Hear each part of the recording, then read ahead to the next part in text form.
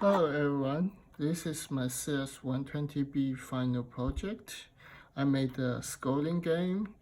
The complexity for this game is joystick for control the input, give it the input by ADC, and the custom character, and also the EEPROM for the restore the high score.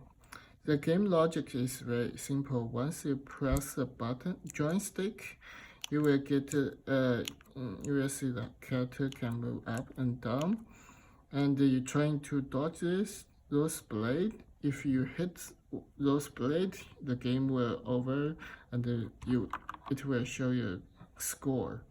And if you cut off the power and pull it back, you will see the high score there. So I can try one more time to make it higher.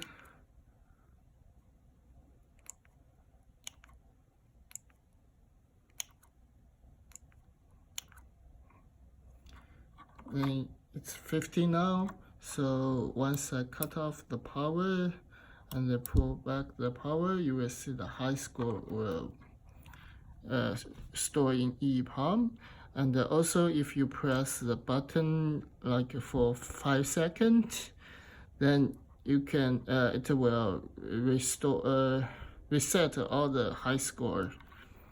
So once I pull off the power and put it back on, the high score will be 0. Thank you.